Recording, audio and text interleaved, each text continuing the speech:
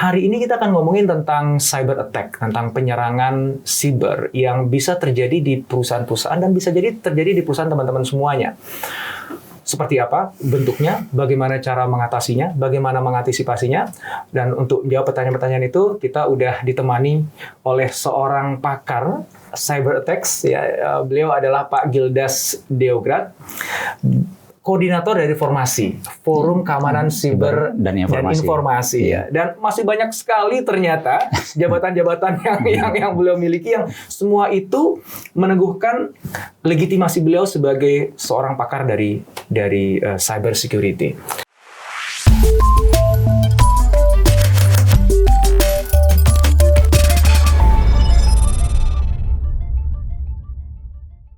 Makasih waktunya, Pak Gildas. Mas Hendrawan, selamat siang. Terima kasih kesempatannya. Ya. Ini topik yang lagi seru-serunya dan kita udah sempat rescheduling berapa kali nih ya. Iya. Mohon maaf. Gak apa-apa, kan? Kalau kadang-kadang perintah mendadak kan selalu. Iya. Ya, yang namanya cyber attack kan nggak pakai dikasih tahu, Pak. Iya, betul. Jadi kita hidup 24 kali 365. Apa itu? Oh ya, 24 jam sehari. 25 hari. Nggak peduli Lebaran, Natal, Tahun Baru, apapun pokoknya. Namanya cyber attack bisa can happen anywhere ya. Dan berapa kali kita schedulekan untuk ketemu, ada aja ya sesuatu yang ngebuat Bapak harus keluar kota lah. Iya. Terakhir itu yang mendadak di perintah Panglima untuk ikut ke Denpasar, bagian dari tactical floor games untuk persiapan pengamanan G20. Untuk G20. Wow, G20. Itu sasaran empuk itu ya. Iya, karena memang situasinya berbeda sih ya. Iya. Jadi dalam sejarah G20 baru kali ini G20 diadakan di tengah konflik. Konflik dua negara besar sebetulnya. Karena negara kecil itu kan hanya buat proksi. Iya, sama kalau kami bilang bercandaan, walaupun ada kemungkinan besar juga, itu jadi proof of concept untuk alutsista. Iya. Oke, kita set aside politics ya. Kita nggak ngomongin politik ya. Kita akan ngomongin tentang serangan cybernya, cyber attack. Yang mana ini bisa terjadi pada setiap orang sebenarnya, ya. Nggak hanya pejabat, nggak hanya pemerintah gitu. Tapi kita akan batasin ngomongin tentang korporasi nih, karena kebetulan teman-teman yang hadir di sini banyak dari korporasi, Pak Gildas, yang bisa jadi dia sadar atau nggak sadar tentang ini gitu. Bisa jadi dia sadar, tetapi dia nggak tahu gimana cara mencegahnya, atau bahkan mungkin juga nggak tahu bahwa impact-nya bisa sebesar itu. Kita kan bahas ke situ ya, Pak Gildas ya. Sebelum kita mulai nih, supaya kita punya persamaan persepsi, dan teman-teman di sini juga punya persamaan persepsi ya yang menyimak ini. Ketika disebut cyber attack atau serangan siber, itu tuh apa sih gitu? Yang kita tahu kan cuma kemarin Bjorka nyerang mana-mana, mengekspos ini. Apakah itu, atau sebenarnya cyber attack itu lebih luas dibandingkan itu? Jauh lebih luas sebetulnya. Karena kalau bicara tanda kutip definisi cyber tuh ada puluhan. Tapi singkatnya sebetulnya saat sesuatu yang elektronik saling terhubung. Dan kita sekarang semua saling terhubung. Tidak suka tidak. Mas Hendrawan pakai smartwatch, itu kan berarti juga senantiasa terhubung ke internet, ke penyedia platform. Kalau dulu saya nggak tahu ya, Mas Hendrawan mungkin masih zamannya generasi Z kali. Kalau saya kan relatif udah saya X, Pak. X ya. Betul. Berarti kita sama lah. Iya. Kalau dulu kan kita suka bilang hanya kita dan Tuhan yang tahu. Saat ini kita di satu titik, sedang dengan siapa hanya kita dan Tuhan yang tahu. Kalau sekarang nggak, hanya kita, Tuhan, Google, Apple, Microsoft, Facebook, IBM, Amazon. Iya. Kalau Cina ya Baidu, Alibaba, Tencent. Gitu. Jadi, itu substansinya. Kemudian dari sisi cyber attack, ya spektrumnya memang sangat luas. Dan kenapa jadi kalau kita diskusi tentang keamanan siber dan informasi itu jadi blended, karena bisa dibilang memang 99,99% informasi yang kita kelola, yang tentang diri kita itu bisa dibilang sudah dikelola, ada di wilayah siber, gitu. Yang bahkan kita tidak tahu kalau informasi itu ada, gitu. Jadi blended nih waktu kita bicara keamanan siber dan informasi. Sehingga kalau kemarin bicara data yang bocor dan segala macam itu ya isunya sebetulnya kaitan dengan informasi yang kita miliki, data pribadi, data perusahaan, data negara dan seterusnya. Tapi memang itu bisa dimungkinkan secara masif karena ada di wilayah siber. Gitu. Kalau secara fisik kita merampok nasabah bank itu ya sebatas dengan uang cash yang dia bawa. Kalau di wilayah siber kita merampok perusahaan ya semaksimum saldo yang ada di rekening itu. Wow. Gitu. Sesederhana itu sebetulnya. Wow. Jadi satu itu. Kalau bicara spektrum yang lain, sekarang makin banyak yang mobil makin canggih. Mobil-mobil elektronik yang sekarang itu terhubung dengan si pembuat, si manufacturingnya. Bisa dikontrol, bisa di shutdown dari remote, gitu kan. Secara perspektif hal yang positif menarik memang karena misalnya mobil kita dicuri, diambil orang, kita bisa saat ini juga tahu barang itu ada di mana. Kalau penjahat kabur pakai mobil, kejar-kejaran seperti di film-film, nanti tidak akan terjadi lagi tuh. Tinggal di shutdown aja mobilnya berhenti. Tapi kalau kemudian kita lagi naik mobil di tengah jalan tol, tiba-tiba ada orang bisa meretas di shutdown. Ya kejadian yang kayak di tol baru-baru ini tuh belasan mobil celaka gitu kan. Jadi bisa dibilang apapun yang ada di imajinasi kita untuk melakukan penyerangan itu menjadi sangat mungkin saat ini. Wow. Jadi apapun yang electronic based dan itu terhubung ke internet bisa diserang. Bisa diserang karena prinsipnya tidak ada yang 100% aman. Tapi quote ini seringkali disalahgunakan oleh banyak pihak, termasuk ya teman-teman cybersecurity profesional. Kalau kita diskusi tentang keamanan, nggak bisa dijawab hitam putih atau sudah terpojok, larinya begitu tuh kan tidak ada yang 100% aman. Dan itu quote itu bahaya di abuse model begitu. Sehingga kenapa? Quote itu valid, tapi harusnya kita bisa paling tidak secara kualitatif menyebutkan tidak amannya 5% atau 95% begitu. Jadi secara prinsip ya celah keamanan selalu ada. Bagaimana itu bisa dieksploitasi, bagaimana secara arsitektur itu bisa tiba-tiba saya jadi ketakutan ya, seram juga ya. Biasa aja sih Mas. Ya kalau Pak Giles biasa aja kerjaan tiap hari kali ya. Nggak, karena kan sebetulnya kita hidup sehari-hari ya sudah ada di wilayah itu. Iya. Nah makanya kan penting bagi kita untuk sadar kan ya akan hal ini ya, gitu ya. Ya sadar satu hal, tapi yang penting saat ini adalah revolusi pola pikir sama revolusi perilaku. Jadi pola pikir dan perilaku itu embedded jadinya budaya, gitu. Karena kalau di Indonesia ya secara umum sadar dan melakukan itu dua hal berbeda. Seperti kita lihat orang naik motor pakai helm aja. Ada yang pakai helm di kepala, ada yang diceklekin benar, itu dia memang sadar tentang safety, ada yang cuma diceplekin doang. Supaya nggak ke polisi. Iya, mohon maaf kalau udah kelar dari salon 4 jam, helmnya cuma dicantolin doang, lebih sayang rambutnya gitu kan. Atau kita lihat orang pakai helm di dengkul. Iya, betul. Apakah salah? Belum tentu. Iya, karena bisa jadi dia sadar kalau otaknya didengkul. Jadi dia sayang dengkulnya berarti. Iya. Yang salah yang buat undang-undang. Karena harusnya kalimatnya bukan jika naik kendaraan roda 2 di jalan raya maka harus menggunakan helm di kepala, bukan. Tapi menggunakan helm di mana otakmu berada. Kira-kira gitu.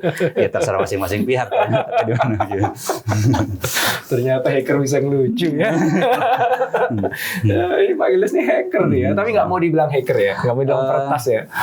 Atribut itu sih sudah melekat sejak dulu sebetulnya. Cuman memang sekarang peretas itu konotasinya lebih negatif. Betul. Kalau zaman 20 tahun, 25 tahun lalu, peretas itu ya cenderung positif gitu. Walaupun kemudian ya karena lebih banyak yang terungkap perilaku negatifnya, karena kurang jago jadi ketangkep. Jadi berarti Pak Gilang sih jago banget berarti ya. Nggak begitu juga, iya. Ada dua kemungkinan, bisa jago banget atau memang saya belum pernah tergoda untuk melakukan kejahatan. Ya. Tapi kan kalau zaman saya dulu kan memang apa ya? Ini wilayah abu-abu, belum ada undang-undangnya menyatakan itu pidana, gitu. Jadi kalau dulu saya meretas satu universitas di Eropa, kemudian apa ya, tidak bisa dimonetize juga datanya. Zaman dulu belum ada bisnis modelnya, gitu. Kemudian adminnya malah jadi teman, ternyata dia jauh lebih jago, gitu. Cuman karena emang kerjaannya aja banyak, gitu kan. Kalau saya kan zaman dulu pengangguran, jadi iseng-iseng aja, gitu. Jadi beda mindset, beda resource dan seterusnya, bukan soal lebih jago atau enggak sih. Ada disebut apa, white hat hackers, black hat hackers gitu ya? Ada yang white hat, ada yang black hat, ada yang red hat, ada yang apa sekarang jadinya pelangi. Ada iya karena ada red team, green team, blue team, purple team segala macam gitu. Ya. Jadi ya itu istilah marketing lah sebetulnya untuk lebih seru aja gitu. Yang secara substansi basic mindsetnya sebetulnya nggak beda jauh. Ngomongin serangan siber nih ya. Sebenarnya jenis-jenis serangan siber itu apa aja sih? Basically kita kontekskan ke corporate aja kali ya, supaya kita lebih fokus ya. Ya, basically kalau kita bicara aspek keamanan dalam konteks ini gitu ya, akarnya itu ada 3. Walaupun kemudian ada yang bilang dia pecah jadi 8, jadi 7, tapi akarnya 3: kerahasiaan, integritas, ketersediaan. Jadi muter aja di sini. Apakah terkait kerahasiaan? Termasuk tadi kaitan dengan privasi gitu ya, yang kaitan dengan peretasan data selama ini kemudian disebarkan. Kerahasiaan ini bisa kaitan dengan data pribadi atau data perusahaan atau data negara. Ya kalau kaitan dengan integritas, ya integriti dari informasi, dari sistem gitu ya. Kemudian sama ketersediaan, kita bisa shutdown pabrik, kita bisa tadi shutdown mobil, dan seterusnya. Jadi muter aja di 3 ini. Jadi kalau kita bicara misalnya kalau mau bicara agak teknis sedikit, ada namanya distributed denial of service. Itu kaitan dengan ketersediaan. Sederhananya konsepnya itu DDoS itu istilahnya. DDoS, betul. Sederhananya sebetulnya anggaplah rumah ini perusahaan dan komplek perumahan ini jaringannya ISP, Internet Service Provider. Kalau ada Mas Indrawan kan tanda kutip sewa bandwidth dengan ISP ya seluas rumah inilah untuk traffic mobil ke rumah Mas Indra paling 5 mobil gitu kan maksimum per saat yang bersamaan. Tapi kalau kemudian saat bersamaan ada 100 mobil kan tetangga terganggu. Komplain gitu. Sehingga kalau kita mau mematikan layanan terhadap rumah ini ya sederhana, kirimin gitu ya. Traffic gitu. Sampai even Mas Indrawan sendiri nggak bisa masuk karena si ISP dia kan harus menjaga ketersediaan jaringannya untuk pelanggan yang lain. Jadi dia akan memblokir seluruh traffic gitu karena dia tidak bisa membedakan ini siapa. Jadi asal mau ke rumah ini, ke alamat IP rumah ini udah semua diblok. Basically begitu. Kalau kita bilang distributed itu maksudnya alamat IP penyerangnya itu bisa 100, bisa 1000, bisa 100.000 IP dari berbagai macam alamat IP di pelosok dunia ini gitu. Karena sangat mudah mengubah alamat IP. Sama seperti kita mengganti plat nomor aja, kira-kira begitu. Kalau hanya denial of service dari 1 atau mungkin 3-4 IP. Tapi kalau distributed memang seolah-olah satu dunia memusuhi kita, padahal pelakunya cuma satu gitu. Itu berarti salah satu cara untuk menyerang gitu ya? Yang salah satu cara untuk menyerang, betul. Cara yang lain apa tuh? Kita bisa take control sistemnya, mengambil alih sistem yang ada, walaupun dia diproteksi oleh firewall berlapis-lapis gitu. Bahkan kami pernah bagian dari pekerjaannya, kami melakukan penetration testing ke salah satu bank terbesar. Nebak 3 bener, jangan nebak. Ya, itu kalau kita attack langsung ke sistem pengamanannya, firewall berlapis-lapis dan seterusnya, sangat sulit karena waktu kita kan hanya 2 minggu 1 bulan kalau kita pentest itu. Jadi yang kita lakukan ya kita take control routernya si ISP, karena buat ISP kan yang penting dari 3 aspek tadi adalah ketersediaan. Selama routernya hidup nggak jadi masalah buat dia. Kita take control, kita rubah sedikit trafficnya sehingga traffic tertentu untuk manage si firewall ini kita belokkan ke laptop kita. Adminnya login, kita jadi dapat user ID passwordnya. Sesederhana itu. Jadi nyari celah-celah supaya kita bisa masuk ke dalam gitu ya. Betul, kira-kira gitu ya. Yang kita tag tanda kutip orangnya. Walaupun ada orang si penggunanya tadi. Iya, dalam hal ini si administrator si firewall. Iya. Karena kalau firewallnya susah, orangnya aja yang kita pakai, kita tumpangin gitu ya. Dan semua cyber security administrator, firewall, sistem-sistem yang lain, kalau ketemu security warning, pasti kliknya continue. Dan itu ada di administrator guide. Gitu ya? Iya. Dan itu jadi bisa diakalin, dijadikan. Bukan diakalin, memang itu diedukasi. Saya nggak bilang semua produk, tapi semua produk keamanan cyber yang saya pernah baca administrator guide-nya, barang itu selalu ada. Kalau ketemu security warning, kliknya continue. Kalau nggak, dia nggak bisa manage tuh barang. Jadi mau nggak mau dia pasti klik continue. Dia klik continue, seluruh security arsitektur yang kompleks, bicara algoritma enkripsi, AES-256, REC 2048, apa segala macam lah terminologi keamanan yang kalau kita buat training itu full seminggu, itu tiba-tiba ke riset jadi 0. Single klik continue. Ya. Nah ini menarik ini mungkin bagi teman-teman yang awam ya, termasuk kayak saya awam ya, mungkin dengar penjelasan tadi mungkin masih agak sedikit keriting gitu ya. Ini di buku ini bukunya Pak Gildas ya. Ini keren banget teman-teman semuanya, Hacker Secret for CEO ya. Yang menarik ini Pak Gildas ini menulis buku ini, ditawarkan Gramedia untuk dipublish, tapi ternyata ditolak gara-gara pengen ini diberikan gratis kepada semua orang. Betul ya Pak Gildas ya? Ya, sempat kan umumnya kan sebagai penulis publisher lah. Gitu kan, dia salah satu yang favorit kita kan Gramedia gitu. Sempat juga email-emailan gitu, sudah mendapat respon positif, tapi terus saya pikir-pikir lagi kayaknya lebih banyak manfaatnya kalau dibagi gratis dibagi gratis saja ya. Dan ini kita akan bagi gratis ke teman-teman semuanya versi e-booknya ya Pak Gildas ya. Nanti ada di link deskripsi di bawah, klik aja langsung bisa download e-booknya 100% sama apa yang ada di sini. Dan saya udah baca nih teman-teman semuanya, dan ngomongin tadi ya cara menyerang tadi itu, akhirnya saya baru paham dan saya bisa memahami apa yang Pak Gildas sampaikan tadi, bukan karena saya orang yang pinter atau ngerti teknis ya, karena ada satu cerita yang Pak Gildas sampaikan di buku ini yang menurut saya itu bagus menjadi analogi bagaimana seorang hacker itu bisa menyerang. Kan selama ini kayak orang kayak saya kan misteri. Gimana sih? Gue pokoknya kalau di film-film itu pokoknya hacker itu gelap aja pokoknya ruangannya gitu ya. Kayak sulap gitu kan, pakai hoodie gitu ya. Terus ada tulisan-tulisan gitu kan banyak banget. Gue kagak paham tuh tulisan isinya apa gitu. Yang gue pengen tahu tuh kan logik di baliknya tuh kayak gimana sih, kok bisa hacker itu menemukan pintu belakang lah istilahnya, backdoor atau celah-celah gitu. Nah, dalam buku ini Pak Gildas tuh cerita tentang apa istilahnya Pak, social engineering. Di mana waktu itu gini, Pak Gildas mencoba ngehack meretas hotel, ya kan? Gimana caranya supaya saya bisa masuk ke kamar yang itu bukan kamar saya, dan kalau perlu bahkan saya bisa ngambil barang-barang yang ada di sana. Ternyata tidak ada kamar hotel yang aman, kata Pak Gildas. Bisa dibilang begitu. Dan itu habis saya baca itu langsung saya deg-degan Pak, kalau saya mau tinggal di hotel.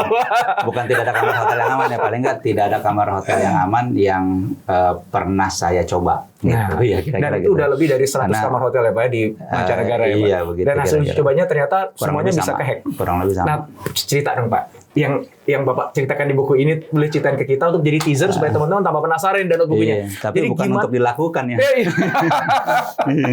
Bukan untuk dilakukan, itu tolong dicatat itu pidana, ya betul. Ya, itu pidana. Itu paling nggak itu kan memberikan logik ya. Oh, ternyata cara kerjanya hacker tuh kayak gitu ya Pak ya. Betul. Jadi ya ada quote yang bilang amatir menyerang sistem, profesional menyerang orang. Walaupun substansinya sebenarnya walaupun profesional yang akan ada proses yang juga menyerang sistemnya juga gitu, dan mungkin tujuan akhirnya adalah sistem gitu. Tapi menyerang orang itu bicara social engineering, sukses faktornya kalau di-create hati-hati dan halus, sukses faktornya itu mungkin nyaris 100%. Jadi titik lemah dari sebuah sistem itu justru di orang. Di orang. Ya kaitan dengan yang terkait dengan hotel. Kita kan sering berkali berpikir hotel itu aman. Dan ya quote yang saya buat jadinya rasa aman berbahaya karena rasa aman membuat kita lengah. Kalau basic prosedur lah sebetulnya kita bisa yang kita alami sebetulnya kalau kita lupa kunci kamar hotel kan kita akan datang ke resepsionis untuk dibukakan karena ketinggalan di dalam atau hilang. Ya prosedur hotel itu nggak banyak, paling hanya 2 atau 3 prosedur.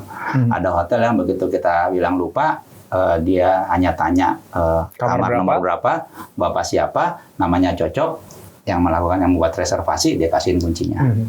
Ada prosedur lain, prosedur kedua dia akan bilang oke Pak, nanti orang kita bukain. Jadi datang aja ke depan kamar, nanti dia kirim petugas hotel untuk buka. Yang ketiga ya dia berusaha memvalidasi kita.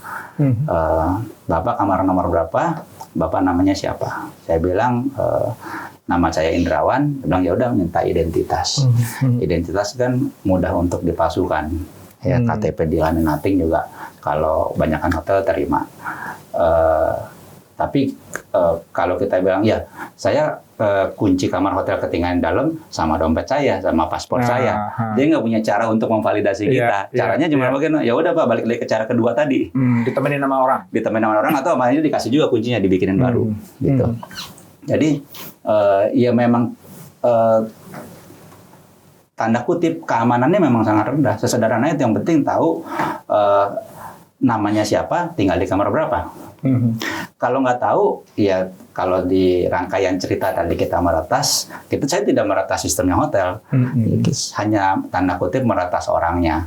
Ngobrol, ketemu Mas Indra lagi makan pagi, saya pengen masuk nih kamar Mas Indra, gitu kan. Mas Indra kan terkenal nih, nggak terkenal juga nggak tahu, ya ketemu aja nggak boleh makan, boleh duduk bareng nggak satu meja gitu kan, boleh kalau hotelnya rame gitu kan, atau sepi juga kita duduk bareng ngobrol gitu kan. Dan most likely orang kan senang menolong, senang bersahabat, punya teman baru dan seterusnya gitu kan. Apalagi kalau di hotel bintang 5, ya tanda kutip di kepala kita kan yang tinggal di situ paling nggak punya tingkat kemampuan ekonomi, entah perusahaannya entah dirinya cukup inilah, jadi relatif orang lebih terbuka. Ya kita ngobrol, duduk, kenalan. Ya mungkin kalau saya langsung tanya, Kak tinggal di kamar nomor berapa? Alarmnya bunyi juga, ya kan? Tapi kalau kemudian selesai makan pagi bareng, kemudian udah ngobrol setengah jam, balik bareng aja, saya juga mau balik. Mas Indra, ya saya mau balik nih, mau kamar, mau ini. Oh ya udah barengannya gitu kan. Naik hotelnya sama-sama. Naik lift ya, naik liftnya sama-sama. Mas Indra turun di lantai tersebut, saya ikut turun juga gitu kan. Kan Mas Indra juga, kok lo ikut-ikut gue kan enggak juga, pasti kan jalan terus gitu kan. Tinggal nanti Mas Indra masuk kamar hotel, saya bilang saya di kamar segitu tuh, sampai ketemu nanti gitu kan. Pasti kita lihat nomor kamarnya berapa. Kamar berapa gitu. Saya udah tahu namanya, tahu nomor kamarnya. Sisanya balik ke yang prosedur nomor 1 tadi. Wow, serem ya. Iya. Dan kan kalau hotel pasti dibersihkan kamarnya. Pintunya pasti terbuka. Dan room service itu tugasnya bukan untuk mengamankan kamar, membersihkan, merapikan kamar. Jadi kalau kemudian room service-nya sedang bekerja di kamar Mas Indra, saya tinggal bilang kan, mohon maaf Mbak, saya ada barang ketinggalan, gitu kan. Ya saya ambil, saya juga nggak peduli, nggak nanya juga saya siapa. Itu tolong jangan dilakukan. Ini kita garis bawahi, tolong tuh jangan dilakukan. Itu tindak pidana ya Pak ya. Itu nanti mencurinya tidak pidana, mencurinya. Tapi masuk ke dalam kamar yang sedang dibersihkan bukan tindak, kan bisa aja saya salah kamar gitu kan. Saya pernah Pak masuk kamar hotel, dikasih ini sama hotel Pak, jadi pakai elektronik kan Pak. Udah malam-malam tuh, waktu itu saya di Eropa lah gitu ya. Begitu saya masuk kamar Pak, dibuka ada orangnya Pak. Ternyata tuh salah ngasih, betul. Betul. Untungnya dia sedang baik-baik saja. Kalau nggak repot juga kita. Jadi ya kalau kita masuk kamar orang ngambil, mungkin jadi pencurian. Tapi kalau masuk kamar orang kita naruh, enggak, kita naruh mikrofon, naruh kamera, jadi bukan pencurian. Apa yang dicuri orang kita naruh? Oke, nah sekali lagi ya, tadi itu social engineering untuk menunjukkan kepada kita, dan ini analogi yang bagus banget sehingga saya pribadi Pak Gilas jadi saya cara kerjanya peretas tuh gitu ya. Kalau memang susah untuk menyerang sistemnya karena mungkin dia berlapis-lapis firewall, justru loophole-nya ya ada di orangnya. Dan itu sebabnya kan banyak kalau kita dengar cerita-cerita ya, bahkan ini di film-film tuh ada tuh justru peretasan tuh terjadi ketika orang buka email ya, yang ternyata itu apa malware atau ransomware gitu tuh Pak ya. Betul. Gitu ya. Jadi orang yang diretas gitu. Ya. Karena orang itu ya tempatnya lupa, tempatnya salah, tempatnya hilaf kan gitu katanya manusia kan. Dan tempatnya penasaran. Karena mungkin banyak perusahaan sudah mengadakan cyber security awareness program. Cukup banyak karyawan yang paham kalau ada email yang mencurigakan, jangan dibuka. Tapi mencurigakan atau tidak tergantung bagaimana si penjahat memfabrikated email tersebut. Seandainya nih ya, seandainya Mas Indrawan di salah satu perusahaan terbesar, bank lah misalnya. Saya suka pakai bank karena kesannya bank itu tingkat keamanannya sangat tinggi, betul. Relatif benar quote itu pernyataan itu sebenarnya, maksudnya relatif tinggi di antara industri yang lain, gitu, industri perbankan. Tapi tidak cukup tinggi dengan teknik cara peretasan saat ini, bahkan sejak 15 tahun lalu. Misalnya gini, Mas Indra kerja di salah satu bank. Bank tersebut biasa bagi-bagi bonus, gitu ya. Tiap bulan Maret misalnya, bulan Februari saya buat email nih, saya kirim email. Anggaplah banknya Bank XYZ gitu ya. Daftar karyawan Bank XYZ yang akan mendapat bonus bulan Maret 2023. Saya kirim. Mas Indra buka nggak? Udah dapat awareness, udah tahu nih. Ini banyak malware lewat email gitu kan. Buka nggak? Buka.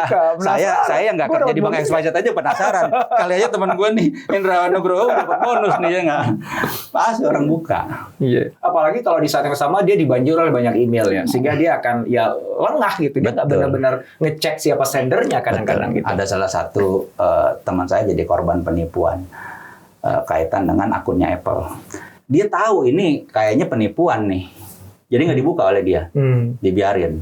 Tapi karena nongkrong terus di situ, dan kan kalau belum dibuka email bold gitu kan, menarik mata gitu kan. Seminggu, 2 minggu dibiarin. Minggu ketiga penasaran juga dia, dibuka, ketipu lah dia. Gitu. Jadi moralnya satu sebetulnya. Kalau email nggak ada hubungannya sama kita, email itu masuk, delete aja. Langsung delete aja. Iya, kenapa? Iman kita tipis, sehari. Lama-lama turun, lama-lama habis juga. Gitu, penasaran juga, jadi buang aja. Tapi itu email penting. Kalau penting, orang yang ngirim bakalan pasti kontak kita. Iya. Bro, gue kirimin email lu udah seminggu nggak jawab-jawab. Oh, mohon maaf bro ya, gue kira email spam dari mana ya nggak. Jadi gue udah hapus, sekarang kirim ulang dah gitu. Daripada gue ketipu kan gitu. Kan kalau bisnis sama-sama saya ketipu, Mas juga bisa ketipu. Iya gitu.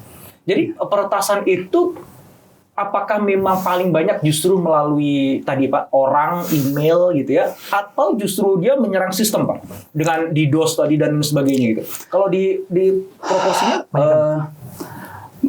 kalau bicara yang parah, yang dampaknya parah itu pasti melibatkan orang.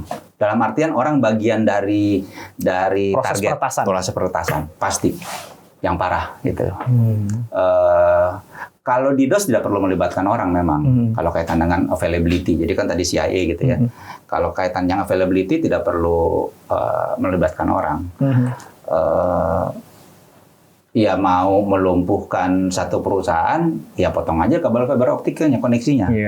Oh dia punya paket 3 ISP berbeda gitu kan. Ya ini mah rahasia umum, lokasi kabel fiber optik ISP ini ada di mana aja, tukang gali kabel tahu kok ini kabel siapa gitu kan. Anyway, walaupun bayarnya 3 ISP berbeda, seringkali di satu titik kabelnya jadi satu juga, kan saling support. Iya, jadi nggak bayar toll fee gitu. Kalau matiin data center, ya pencet aja tombol emergency shutdown-nya, basically begitu. Itu kalau ketersediaan, termasuk DDoS juga gitu, nggak perlu melibatkan ini. Yang penting kita punya, bahkan kalau sekarang udah bicara hacking as a service, apapun, mau bikin malware, mau DDoS gitu, tinggal bayar, jalan sendiri tuh robotnya. Jadi udah nggak susah lah. Nah, tapi kalau bicara confidentiality integrity, ya kalau di face website kaitan dengan integrity, ya banyak website memang keamanannya bermasalah, seringkali nggak perlu melibatkan orang dalam proses hacking. Tapi untuk yang tadi yang isi perutnya kemudian diambil dan seterusnya, itu most like bisa dibilang 99% pasti melibatkan orang. Salah satu contoh kasus ya, ada perusahaan terkenal market leader worldwide namanya RSA. Kalau kita connect ke internet HTTPS, itu pakai algoritma yang dibuat oleh pendirinya tuh. RSA 2048 algoritma enkripsi pasti itu. Jadi per saat ini juga kita sedang menggunakan. Dia perusahaan bergerak di bidang apa? Cyber security. Perusahaan cyber security. Market leader worldwide. Dia buat produk hardware security token untuk login. Kalau sekarang kan pakai SMS OTP. Ini dia ya lebih aman lah karena ini hardware, tidak melewati jaluran telekomunikasi. Jadi kayak dongle gitu ya model. Kayak dongle, betul. Kalkulator sebenarnya. Jadi kita masukin angkanya nanti untuk login. Sama lah kayak sekarang ya. Bank-bank kan masih yang keamanan lebih bagus kan pakai itu. Nah, si hardware security ini kenapa dia bisa menghasilkan yang kita bilang token one time password tadi? Karena ada variabel rahasia yang dengan kombinasi waktu misalnya, walaupun kita tidak terhubung dengan jaringan, secara jaringan, maka pasti menghasilkan angka yang sama gitu ya. Ada beberapa teknik sebetulnya. Nah, anyway, variabel rahasia ini setara dengan dongle ini. Jadi kalau orang punya variabel rahasia ini, maka dia sebagai pemegang dongle ini. Makanya saya bilang, walaupun kalau bicara OTP, hanya pemegang dongle yang bisa mengenerate one time password tadi itu bohong juga ya. Karena di situnya juga pasti generate. Betul, yang kita bilang seeds, biji-bijian. Gitu, dalam ilmu kriptografi kita bilangnya seeds. Nah, si RSA ini dia nyimpen seeds seluruh token yang dia jual. Aneh juga sih sebetulnya. Buat apaan? Karena kan berarti ya dia tahu persis token serial number ini perusahaannya siapa dan seterusnya gitu kan. Nah, jadi logikanya gini sebetulnya. Waktu saya mempertanyakan integritas RSA dalam hati saya. Saya pabrik gembok. Saya tahu persis gembok ini dipakai di mana. Ngapain saya nyimpenin kunci backupnya? Kan gitu kan. Kalau saya jual aja gemboknya bukan urusan saya. Nah, dia nyimpenin nih 40 juta kunci. Kunci cadangan lah ya, untuk masing-masing gembok. Dari masing-masing gembok itu. Dia nyimpen 40 juta seeds. Dia diretas. Ini isi perutnya nih. Yang kalau ditanya mungkin dia juga menyangkal dia menyimpan ini. Sampai kejadian itu. Diretas diambil. Padahal kan logikanya ini harusnya dijaga maksimum. Karena ini harta karun isi perut yang orang lain nggak boleh tahu sebetulnya apa di barang makhluk ini ada. Dan ini kan datanya kliennya dia, bukan cuma data dia doang. Bukan cuma data, ini kunci. Ini kotak Pandora nih. Bisa mengakses muanya ada di klien-kliennya dia. Betul. Akses VPN, akses ke sistem, akses manage firewall, segala macam lah gitu. Ini kotak Pandora worldwide. Dan perusahaannya perusahaan raksasa, Lockheed Martin dan seterusnya. Bisa pesawat terbang tuh ya, pesawat tempur. Pokoknya bicara Fortune 1000 pasti pakai dia. Di Indonesia model Bursa Efek pakai dia. Nah, ini diretas. Kenapa bisa diretas? Sederhana sebetulnya prosesnya tadi melibatkan orang. Jadi stafnya yang tidak penting secara sistem, tanda kutip ya staf biasalah gitu ya, pekerja biasa secara sistem, dikirimin file Excel. Dibuka file Excel-nya, pakai email yang ngirimin ya. Pakai email, dibuka file Excel-nya, komputernya dia diambil alih oleh si peretas dari remote. Berarti sama kalau kita bilang remote control itu sama kita tanda kutip kayak kita duduk di depan komputer itulah. Kita bisa melakukan itu. Tapi di belakang layar sehingga apa yang dilakukan tidak terlihat. Nah, dari situ dia pelan tapi pasti mencari siapa adminnya dan seterusnya. Jadi ya di satu titik isi perutnya diambil. Tapi prosesnya pasti melibatkan orang yang terlibat dalam proses itu. 99% tadi ya? Betul, nyaris 100% lah. Gitu. Jadi kalau yang murni DDoS tuh malah sedikit ya? Banyak. Tapi cuma 1% kan? Kalau tadi kita bicara yang aspek confidentiality, integrity. Kalau bicara DDoS itu lebih ke availability. Oh iya. Beda ini. Ini cerita berbeda nih kalau availability. Iya. Nah kalau kita bicara industri ya.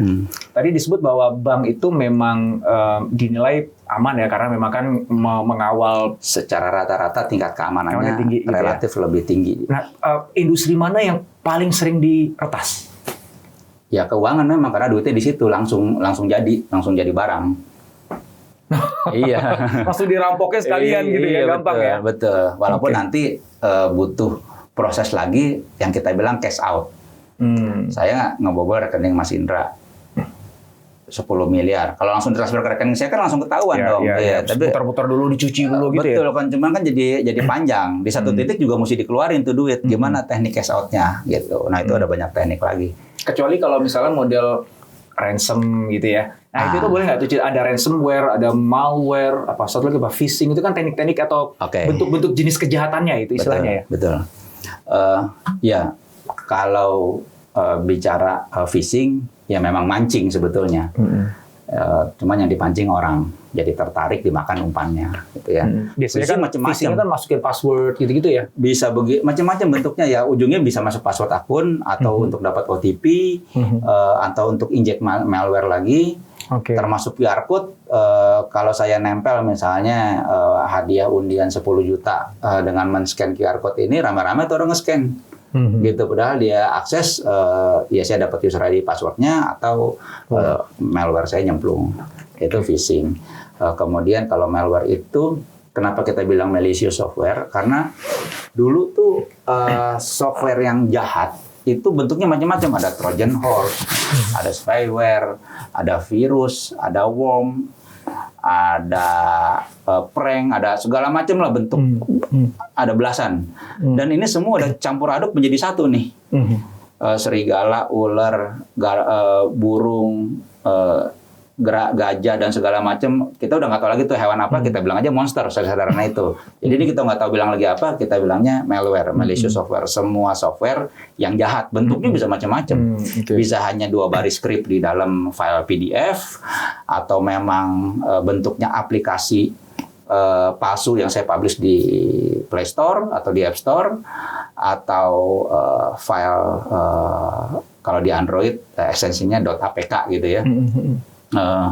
Yang saya kirim lewat pesan instan atau lewat tautan atau QR code, kemudian orang buka, dia install dan seterusnya.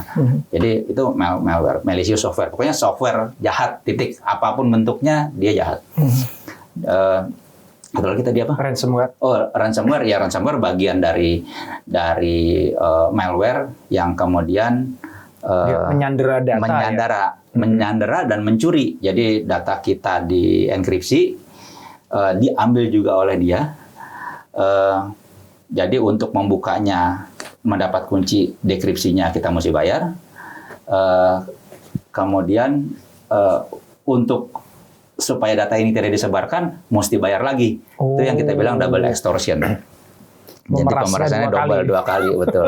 Anyway, namanya penjahat, dia memeras kita 10 kali, bisa-bisa dia aja. Iya. Dan saya lupa statistiknya ya, tapi kalau nggak salah hanya 60% dari korban ransomware yang bayar, itu kemudian beneran bisa membuka. Oh gitu? Iya, betul. Jadi udah bayar pun belum tentu sebenarnya. Ya pastilah, pasti belum tentu, namanya penjahat, terserah dia kan. Iya. Duit itu udah diterima, habis itu udah. Bro, itu tadi harga untuk kuncinya baru separohnya doang. Enggak, separuh lagi segini nih. Boleh-boleh aja bebas. Iya. Saya juga penjahat. Sorry lupa ngomong tadi. Iya, juga penjahat. Ya, salah sendiri percaya sama penjahat ya. Iya, betul. Nah, kalau misalnya kejadian kayak gitu gimana tuh? Jadi udah kita di ransom nih data kita gitu. Kita tahu bahwa ini semuanya dia gue bisa dimain-mainin gitu. Kalau saya dan banyak rekomendasi juga, ya jangan bayar. Ya, tapi kita kehilangan data. Apakah dengan bayar pasti dapat? Walau belum tentu juga. Dan tadi secara statistik 40% lebih nggak dapat juga. Satu itu. 2, di beberapa kalau hukum di Indonesia saya mesti diskusi lagi, saya lupa kesimpulannya apa. Tapi bisa jadi di wilayah abu-abu. Kenapa? Karena kita memfasilitasi penjahat sebetulnya. Oh, malah jadi kena juga kita yang mau bayar. Lah iya kan kita mendukung, memfasilitasi. Kan kita kan cuma bayar ininya dia, ransomnya dia. Nah makanya nanti kita perlu kaji secara hukum. Karena secara hukum pidana, kalau terjadi kejahatan kita wajib lapor. Kalau kita tidak lapor, maka kita membiarkan kejahatan tersebut. Yang harusnya kalau kita lapor, paling tidak di satu titik akan dicari, ditangkap, tidak berulang. Kalau kita pembiaran itu pidana loh. Jadi lapor dulu baru bayar gitu nggak? Bisa jadi, walaupun kalau kita diskusi dengan teman-teman aparat penegak hukum, dengan teman polisi, ya dia akan menyarankan untuk tidak bayar, karena berarti kan menyuburkan kejahatan, memfasilitasi. Ya dianggap udahlah emang rugi kita aja deh kehilangan data gitu ya. Betul, justru yang harus kita pikirkan adalah bukan kalau sampai terjadi, tapi bagaimana itu tidak terjadi.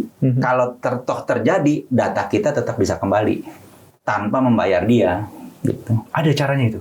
Gampang. Ya ada backupnya, offline backup kita bilangnya. Iya. Backup yang kita bilangnya write once. Iya. Jangan di backup di USB. Karena pas mau restore nyolok kena lagi dia. Gitu. Dan banyak ransomware juga yang sekarang mencari sistem backup. Jadi sistem backupnya juga dienkripsi. Data-data di backup juga dienkripsi. Jadi salah satu-satunya obat yang paling ampuh kalau kita kena ransomware adalah offline backup. Jadi kalau punya data, ya kalau zaman saya masih banyak pakai juga, ya di burn aja ke DVD. Write once kelar itu kan beres. Mau di restore nggak bisa ke overwrite lagi dia. Pantesan itu di filmnya Mr. Robot itu semuanya di burn ke DVD, itu salah satu film favorit saya itu. Iya, betul. Filmnya hacker. Iya. Oh gitu ya. Itu paling aman ya. Betul. Karena emang itu fisikal ya. Fisikal. Orang bilang iya ada juga tuh yang jual casing USB external disk, kita bisa masukin hard disk, nanti ada switch-nya. Boleh juga, tapi tetap dalam perspektif risiko, manajemen risiko, bisa jadi pas lagi nyolokin kelupaan nge-switch jadi read only gitu. Jadi yang udah pasti aja, burn aja ke DVD. Itu ngomongin Bjorka ya, sedikit aja ya. Itu udah ketahuan belum dia bisa masuknya itu lewat mana gitu? Kalau tadi kan cerita hotel itu kan masuk ke orang gitu ya, terus macam-macam ada tadi. Udah Kalau mulai ada dalam kasus Bjorka itu dia tidak masuk dari mana-mana, orang dia beli. Yang dia bilang 1,3 miliar itu orang dia beli kok. Oh, jadi bukan dia yang meretas? Bukan. Itu udah pasti, udah confirm. Berarti ada orang lain yang meretas? Ya, confirm dalam artian diskusi di grup di underground. Itu yang jual komplain, kira-kira begitu. Oh gitu. Ada yang mengklaim bahwa itu sebenarnya data gue gitu. Iya, kira lo beli dari gue dijual lagi mahal lagi, kira-kira begitu lah. Ya, itu yang jual komplain. Tapi tetap aja dong, tetap kertas kan? Apa? Tetap kertas kan asli. Yang aslinya itu kan belum dia meretas kan? Belum tentu. Karena kalau kita lihat sebetulnya informasi tentang diri kita itu berceceran di mana-mana. Jadi jawaban benarnya belum tentu. Sampai diinvestigasi, di forensik, ketemu hasilnya, kesimpulannya. Kira-kira begitu. Kenapa? Kalau kita lihat secara umum ya, karena ini belum tentu, berarti kan bisa kemungkinan di mana-mana. Yang mesti kita lihat adalah kembali ke proses bisnisnya. Bagaimana proses bisnis mulai data itu dikumpulkan, disimpan, dimanfaatkan, diolah, ditransmisikan, diarsip sampai dimusnahkan. Proses bisnis itu secure, satu life cycle. Sama tubuh badan kita ini kan sebenarnya satu life cycle secure gitu. Jadi proses itu yang mesti dilihat, dan banyak proses bisnis yang tidak aman. Banyak sekali proses bisnis yang tidak aman. Jadi data itu bisa jadi berceceran di mana-mana. Dia tinggal ngumpul-ngumpulin aja gitu. Iya, misalnya. Nah, ini banyak sering terjadi nih. Dalam proses kan sekarang lagi ngeren tuh data analitik, data science gitu kan. Wah, itu buat kita yang kalau niat jahat pengen ngumpulin data, ngiler-ngiler tuh. Tinggal cari data scientist-nya siapa aja. Karena prosesnya adalah data itu data dari big data. Sistem masuk, ada aplikasi segala macam, masuk ke big data. Data science gimana yang dilakukan? Dia ekstrak tuh datanya, dikeluarin dari sistem itu. Kemudian di-query, dimanipulasi, dibuat analitika. Berarti kan data itu keluar dari sistem yang ceritanya diproteksi. Iya, ditaruh sama dia di laptopnya, diekstrak, taruh di USB, dibawa pulang segala macam. Kira-kira begitulah. Tergantung masing-masing perusahaan.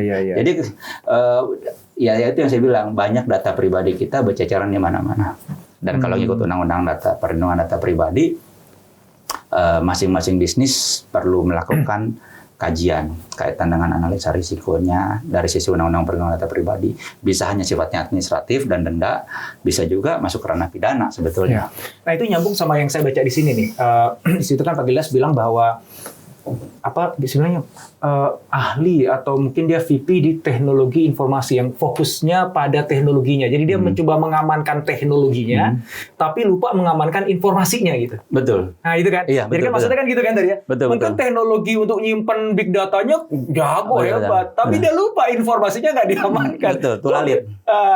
Betul. Itu tuh ya. Itu yang saya suka pakai analogi. Saya bicaranya pas pampres. Pas pampres itu tidak gagal fokus. Yang dia pasukan pengamanan presiden, bukan pasukan pengamanan fasilitas presiden, bukan. Jadi waktu ada kisah presiden mobilnya mogok, kemudian presiden pindah ke mobil, pindah naik motor. Ya pas pampresnya jaga di mobil itu ada juga 2-3 orang. Sisanya tetap ngikutin presiden, gitu kan, bukan sebaliknya. Mengapa pas pampres menjaga istana kepresidenan, rumah tinggal beliau, pesawat kepresidenan dengan keamanan tinggi terus-menerus? Jawabannya cuma satu, pas pampres males. Ya, gimana tuh maksudnya? Kita lihat ini. Anggaplah presiden datang ke sini mau wawancara dengan Mas Indrawan. Pas pampres 8 jam sebelum dia akan datang, steril, 4 jam sebelum dia akan pastikan lagi, dan seterusnya, ada protokolnya dan seterusnya. Nah, presiden pergi ya dia pergilah. Kan begitu. Bayangin kalau istana dia mesti menjalankan proses itu. Sengsara hidup dia. Presiden pergi dia pergi. Presiden datang dia mesti memastikan lagi integritas dari istana gitu kan, nggak ada penyadapan, nggak ada bom, nggak ada segala macam, kan capek. Jadi lebih baik karena dia males, tanda kutip, dia jaga aja terus menerus supaya dia nggak capek. Basic idenya begitu. Nah, tapi jadi lupa sama presiden ya gitu maksudnya. Nah, tapi dia tetap tidak lupa dengan presiden. Tetap presiden jadi fokusnya dia. Nah, sekarang kita lihat nih kaitan yang tadi pertanyaan Mas Indra tadi, banyak yang gagal fokus. Langsung saya tarik sampai ujung ya. Banyak perusahaan punya sertifikasi ISO 27001 Information Security Management System. Sistem manajemen keamanan informasi. Sama seperti ISO 9000 untuk manajemen mutu, ini untuk keamanan informasi. 90% sertifikasi ISO 27001 yang pernah saya baca, itu ruang lingkup pengamanannya sistem manajemen keamanan informasi data center. Salah nggak? Nggak salah. Saya sih penganut paham semua benar semua salah, tergantung sudut pandang. Nah, kita lihat sudut pandangnya gini. Dalam gudang, anggaplah data center ini gudang. Ada sepatu, ada meja, ada makanan, ada emas. Gitu ya. Yang kita mau amankan kan sebenarnya objek utama pengaman kita adalah emasnya ini. Dan emas ini kan kalau kita lihat bisnis proses tidak hanya ada di data center, tidak hanya ada di gudang, dipindahkan sejak dia ditambang apa segala macam sampai ke dijual ke pengguna. Itu satu bisnis proses end to end. Jadi kan lucu kalau kita yang mau amankan emasnya, kemudian yang disertifikasi ISO 27001 pengamanan gudang emasnya. Bukan gudang emas, pengamanan gudang yang isinya macam-macam. Dan dalam proses analisa risiko pengamanan gudang, karena di situ mulai dari sendal jepit sampai emas ada, kemudian kalau di rata-rata ketemu di tengah, sehingga nggak mungkin untuk kelasnya pengamanan emas. Gitu. Oke, itu logiknya. Paham maksudnya ya? Iya. Jadi gagal fokus. Sehingga ya emasnya tetap diretas di mana-mana. Termasuk dari data center, orang pengamanannya tidak setara untuk perlindungan emas. Sehingga kalau mau benar, sertifikasinya itu tulisannya adalah SMKI pengelolaan emas, bukan SMKI pengelolaan data center. Kalau bicara SMKI pengelolaan emas, otomatis bicara emas yang ada di data center harus dikelola dengan baik. Pengelolaan data center juga mesti baik. Dengan standar emas. Dengan standar emas, betul. Termasuk end-to-end seluruh bisnis prosesnya. Itu yang sedang kita bongkar dalam proses beberapa kementerian lembaga yang minta diperbaiki. Mengetahui semua ini ya, kita tahu bahwa namanya perusahaan itu kan juga sudah melakukan langkah antisipasi, bangun awareness tadi itu ya. Bahkan ada satu perusahaan itu yang ngotot banget, pokoknya harus pakai apa Teams, misalnya Microsoft Teams, nggak boleh yang lain, nggak boleh pakai Google, nggak boleh pakai ini gitu kan. Sebenarnya kan kayaknya udah rigid banget lah gitu ya di beberapa klien saya bahkan di situ. Tapi tetap aja kan bisa kertas kan gitu ya. Nah pertanyaannya gini, apa satu hal yang paling kunci, yang paling penting sehingga peluang pertasan itu semakin minimum? Knowing all that, semua yang tadi kita udah bahas ya. Revolusi pola pikir keamanan siber pengambil keputusan. Itu yang kuncinya. Dimaksud pengambil keputusan itu siapa? C-level, BOD. Oh, oke. Itu. Boleh dielaborasi itu maksudnya gimana? Oke, gini. Yang jadi masalah fundamental dalam konteks pengelolaan informasi, keamanan informasi, itu diserahkan ke tim IT. Gitu ya. Karena dianggap, ini masalah teknis, bukan masalah manajemen. Saya mau pakai analogi begini. Saya sebagai orang IT, itu anggaplah dianalogikan dengan bisnis restoran. Even saya masak aja nggak bisa, gitu. Suruh motong sayur aja saya nggak kompeten. Lain kalau memang saya punya hobi masak gitu beda. Tapi murni saya sebagai orang saya nggak kompeten. Tugas saya itu apa? Tugas saya itu memastikan peralatan dapur bersih, nyuci panci, listriknya ada, gasnya ada, itu doang. Nggak lebih nggak kurang. Itu tugas saya. Gitu. Nyapu, ngepel gitu kan, angkat piring, bersihin meja, itu tugas saya. terus disuruh mikirin bisnis restoran, itu lalit lah. Nggak nyambung. Itu yang sering kali terjadi. Kalau di survei ini, saya bisa bilang mungkin 80% BOD karena tidak sadar, karena tidak mau, atau alasan yang lain, dia menyerahkan bicara keamanan informasi itu ke orang IT. Dan itu mesti direvolusi. Tapi apakah BOD memang harus sangat menguasai ilmu cyber security kan? Itu agak sedikit misplaced malah. Nggak mungkin BOD, kecuali BOD-nya RSA yang ternyata diretas juga gitu. Tergantung sudut pandang. Kalau BOD zaman 2.0, 3.0 nggak perlu peduli keamanan siber. Tapi kalau ngakunya BOD 4.0, BOD 5.0, menurut saya ya mandatory lah. Saya BOD perusahaan di perusahaan saya lah gitu ya. Saya bukan orang finance. Saya bukan orang SDM. Ya, harus ngerti lah ya. Iya, sedikit-sedikit saya punya lah common sense gitu. Bukan gelap sama sekali terus saya nggak mau tahu, enggak. Gitu. Jadi rohnya ada di situ menurut saya. Dan itu kesalahan fatal. Artinya si BOD nggak harus jadi expert cyber security, tapi hal-hal prinsipal yang kunci harusnya tahu. Gitu secara mindset, common sense dia punya, sehingga dia bisa bagaimana dia bisa mengendalikan sesuatu yang dia tidak tahu sama sekali. Kan nggak mungkin. Saya jadi BOD, tapi nggak ngerti apa itu laba, apa itu rugi, apa itu revenue, gitu. Saya nggak perlu jadi ahli akunting, ahli finance, nggak perlu, gitu. Dan itu yang terjadi saat ini. Dan tadi perusahaan per saat ini bisa dibilang 99% proses bisnisnya pasti ada di cyber. Iya, karena terkoneksi tadi ya. Betul. Dengan even pabrik roti. Iya.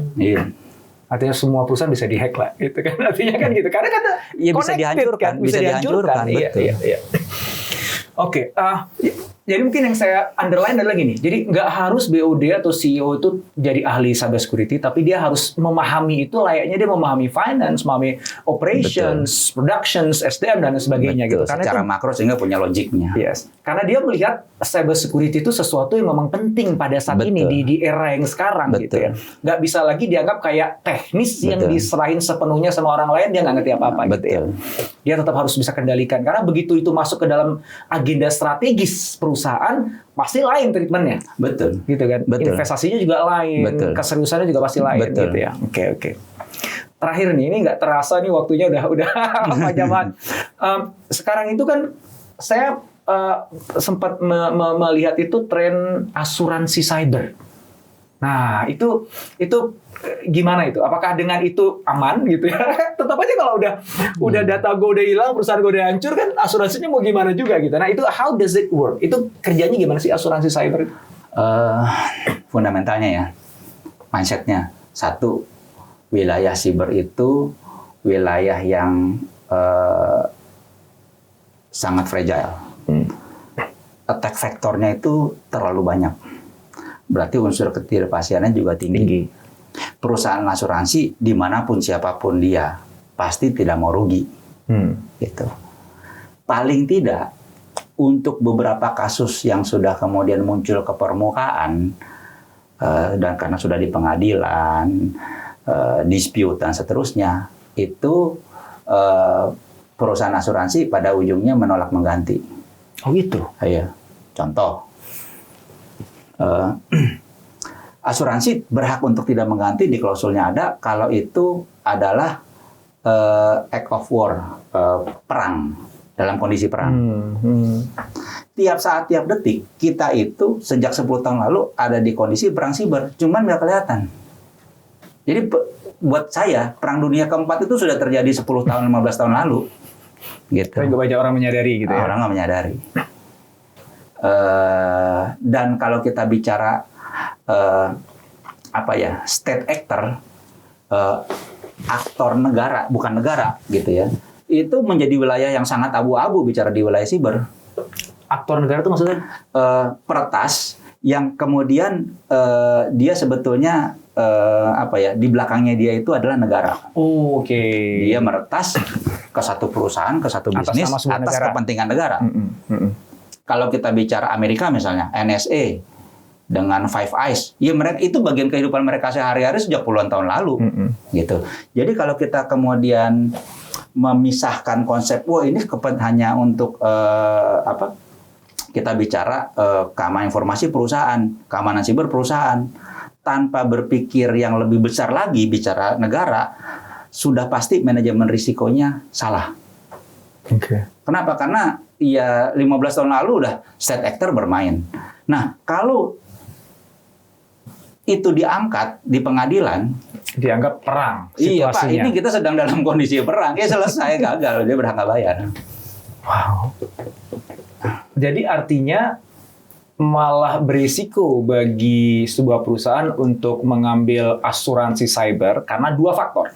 Faktor pertama adalah karena merasa sudah diasuransikan, maka dia merasa aman yang sifatnya ilusi, ya kan, gitu. Yang kedua, ketika kejadian belum tentu dibayar juga, gitu. Udah jatuh ketiban tangga dong. Saya nggak bisa bilang begitu. Iya. Saya bilang saya tidak menggeleng tapi mengangguk. Tapi saya bilang saya tidak bisa bilang begitu. Saya nggak bilang begitu. Kenapa nanti itu kalau kertas begitu emang bahasanya itu jangan letterlock yang dilihat, gitu. Betul. Ya karena customer saya kan juga banyak perusahaan asuransi. Iya, ntar dia komplain. Iya. Tapi logis sih. Wow, luar biasa ya. Oke, terakhir Pak Gildas, apa pesan Pak Gildas nih untuk teman-teman ya? Kita nggak ngomongin, boleh Pak Gildas misalnya mau untuk teman-teman di level CEO, teman-teman di level operations gitu ya. Monggo, yang pasti sih kita pengen dengar dari Pak Gildas apa nih? Saran supaya kita jangan sampai jadi korban peretasan gitu. Baik diri kita sebagai pribadi atau perusahaan kita gitu. Saran saya sih satu, Mas. Buat teman-teman pengambil keputusan lah gitu ya, CEO dalam artian luas termasuk pemimpin kementerian lembaga negara yang mengambil keputusan menentukan arah hidup kita nih, arah hidup kita semua termasuk dirinya sendiri dan keluarga gitu. Ya yang harus dilakukan adalah sekarang revolusi pola pikir. Kita tidak lagi bicara kesadaran keamanan tapi bicara budaya keamanan. Dan jangan lagi memiliki konsep untuk menciptakan rasa aman, karena rasa aman berbahaya, rasa aman menguntungkan penjahat, peretas itu sendiri ya, dan karena lengah jadinya ya. Betul, dan bukan hanya peretas, tapi memang ya pihak lain yang ingin merugikan kita, termasuk kalau kau bicara kompetisi antar negara. Jadi